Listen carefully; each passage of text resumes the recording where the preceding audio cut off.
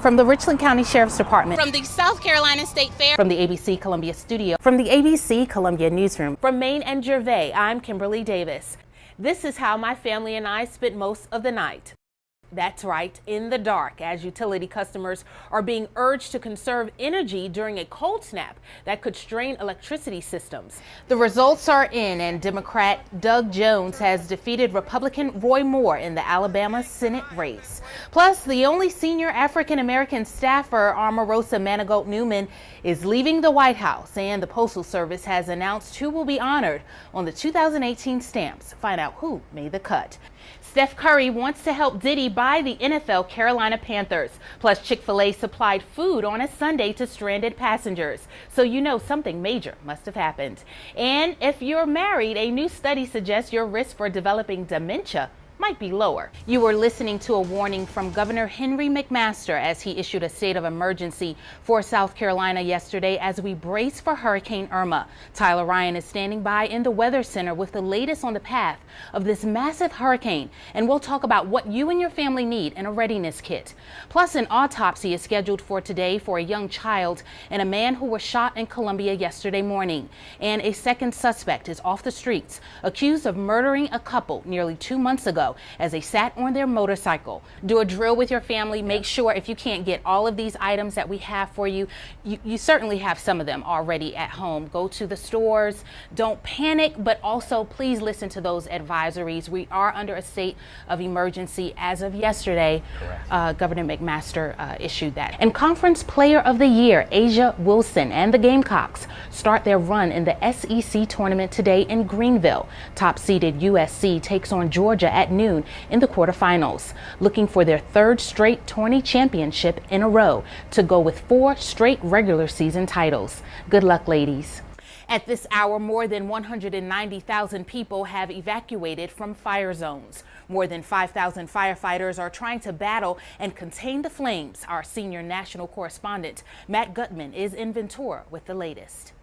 A photo of a Kansas City mom who finished her college exam while in labor went viral. Plus, this powerlifting Santa is jolly and jacked. And today is the first official day of winter. And you know what else is happening today? We're giving one lucky winner the keys to a Honda Fit, courtesy of Freedom Honda of Sumter. Overnight, terror on the Las Vegas Strip. More than 50 people are dead in a mass shooting at a music concert near the Mandalay Bay Hotel and Casino. Thank you for joining me. I'm Kimberlei Davis. Here's what we know. The suspected shooter, 64-year-old Stephen Paddock, took his own life after opening fire on an outdoor music festival from the 32nd floor of the casino.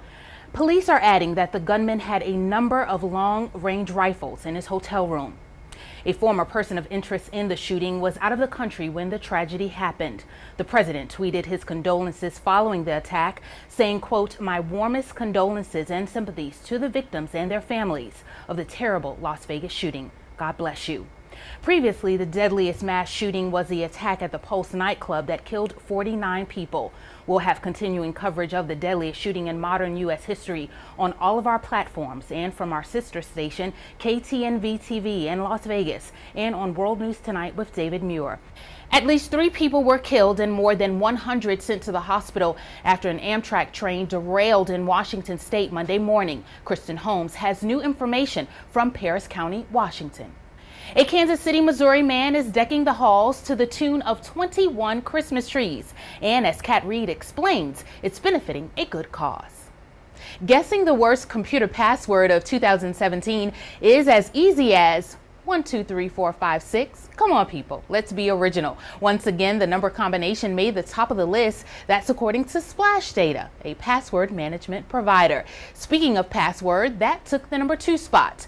1, 2, 3, 4, 5, 6, 7, 8, and QWERTY came in 3rd and 4th. Others on the list include football, I love you, admin, Star Wars, and login. Tech experts advise using better passwords, 12 characters if possible, with a mixture of upper and lowercase letters. Rudy Harper has the story of a pregnant Kansas City mom who didn't let anything stop her from completing her college finals, not even childbirth.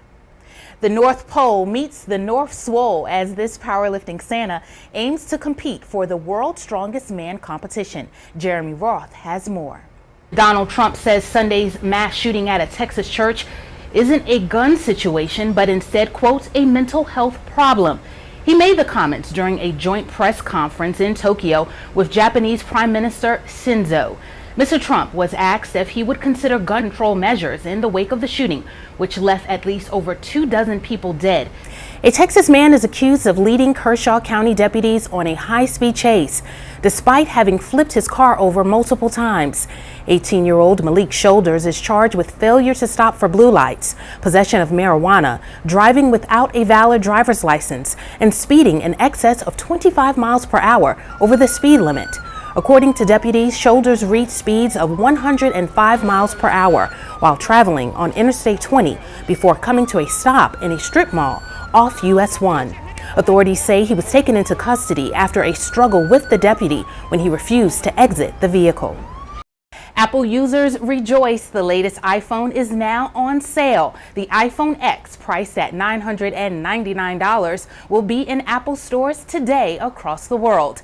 The iPhone X comes with major changes. The screen takes up more space on the device and replaces the home button with face detection technology. Showing up in person at an Apple store was one way people can get the iPhone X on launch day. The company says people who pre-ordered online will also start receiving their devices in the mail today.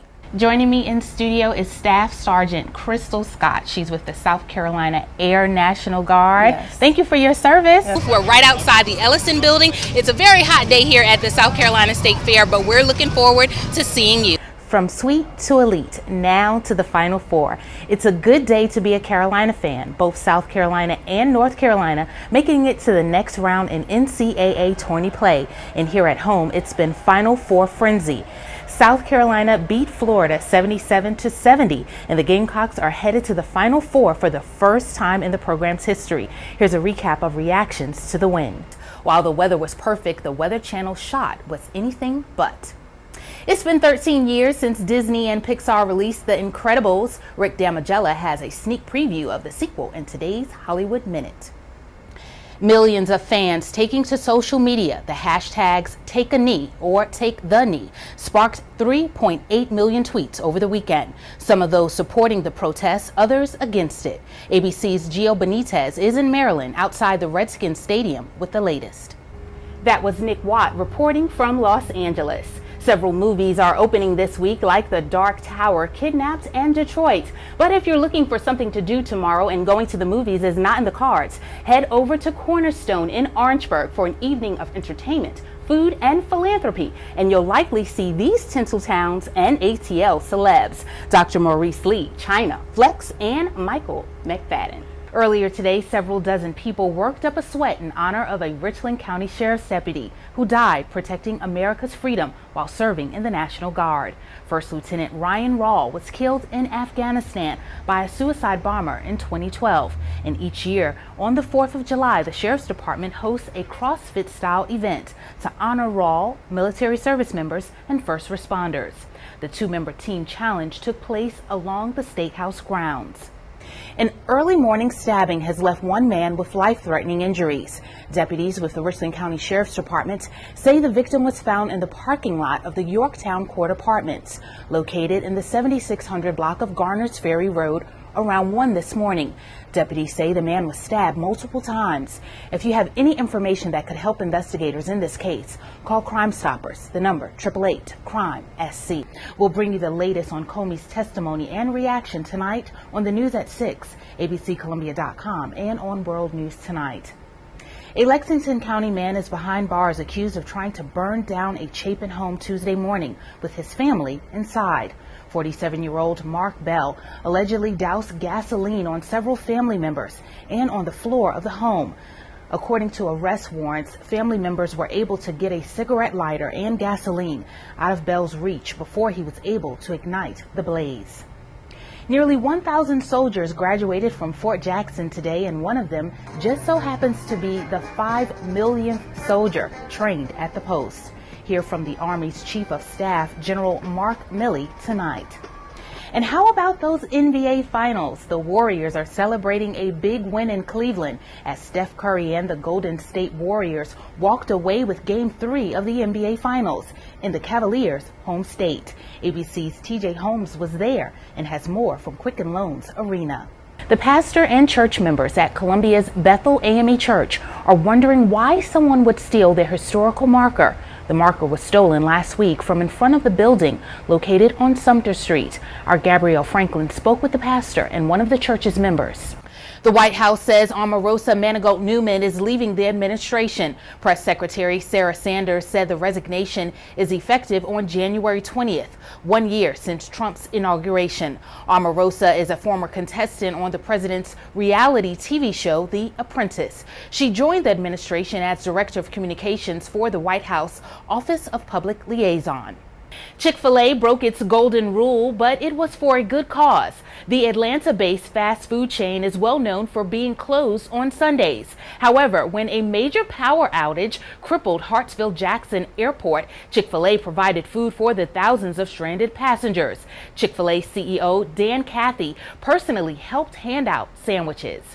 Former vice presidential candidate Sarah Palin's son was arrested, accused of assaulting his father.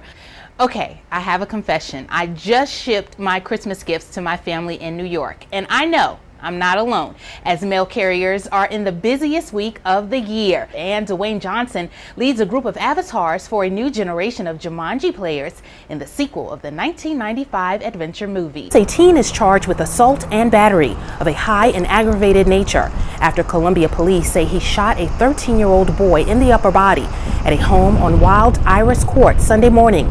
Police say 18-year-old Ida Conway shot the victim while the victim was visiting friends at the home. Police say the homeowners were out of town when the shooting occurred and are not directly linked to the crime. It's basketball season, and one team in La Crosse, Wisconsin is enjoying every minute of it. The so-called Granny basketball team gets together every Monday night with league play starting in January. They incorporate many rules from the past and a whole lot of smiles. Carly Marotta has the story.